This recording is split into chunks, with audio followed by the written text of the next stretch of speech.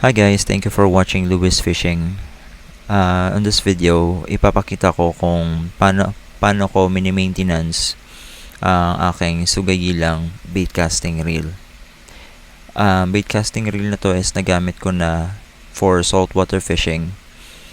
The first try, medyo nahirapan ako kasi mas madaling gamitin yung open reel or spinning reel. But up to the challenge, on some point, naging komportable din naman ako paano siya gamitin. So, I hope this video will actually help newbie anglers and yung mga taong gusto matuto and gusto mapag-aralan kung paano ang baitcasting.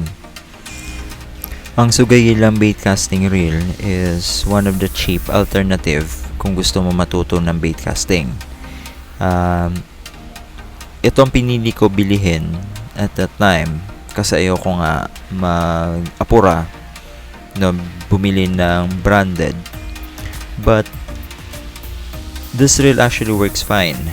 Medyo kailangan mo lang talaga siya ng maintenance kasi may ibang parts gaya ng anti-reverse bearing na pag napabayaan pinasukan ng tubig alat nangangalawang. So I hope you were gonna find this video interesting and helpful for added reference rin para sa mga taong mahilig magbubutingting at mag-repair ng sariling reel. I hope makatulong to kasi at first intimidating talaga baitcasters. Sa dami ng parts, almost 100 parts inside. Hindi ko na binaklas lahat just to show you everything, pero sa right cover plate pa lang more or less 50 or 60. Sa left, sa magnetic plate, more or less 40 parts ang nandoon. So,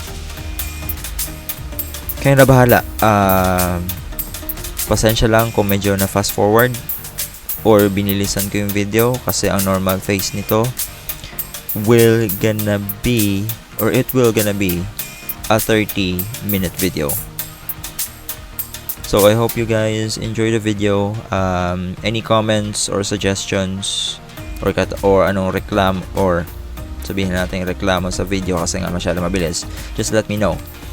I will gonna try to re-edit or re-upload another video for you, just for you to have a complete guide, just to have for newbie anglers as well, na hindi ma-intimidate sa mga gears na ginagamit natin sa mga lures, sa mga DIY stuffs.